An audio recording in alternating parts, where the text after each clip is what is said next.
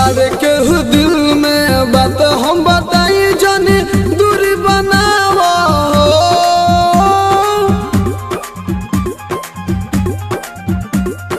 बारे के दिल में बात हम बताई जाने दूरी बनावा रुवत हम रोइया रे भतार जनी मंगिया सजावा रुवत हम रोइया रे भतार जनी मंगिया सजावा। मिक्स बाय मालिक रिकॉर्डिंग स्टूडियो बड़े अमर गोपालगंज।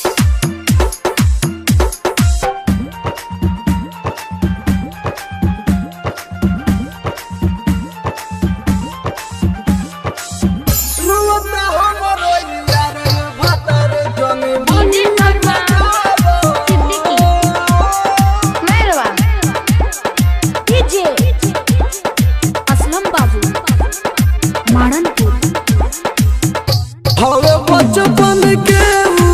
प्यार हो पैसा दी के दिशार हो लेके डोली तू चल जा बतिया का हमारे मान हो बचपन के प्यार हो पैसा दी के दिशार हो लेके डोली तू चल बतिया का हमारे मान हो तड़पेल मछरी पानी बिना जैसे नहीं हमके तड़पावो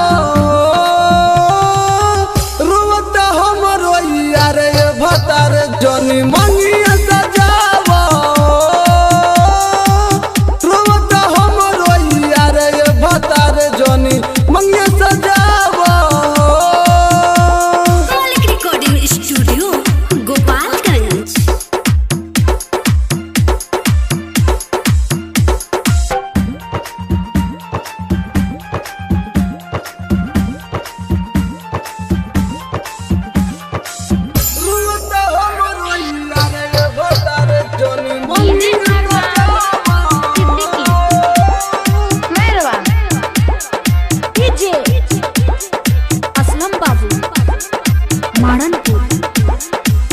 खइले बानी जको सम हो साथ छोड़ब नहीं हम हो राइटर और सदया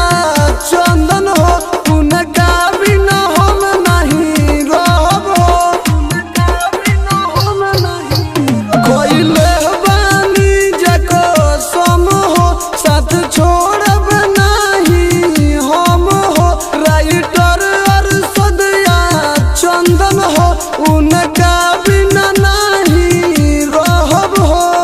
तेज तारा के सवर के आँखिया से जानी तू लोरावा बहावा रोवत हम रोइया रे भतार जनी मंगिया सजावा रोवत हम रोइया रे भतार जनी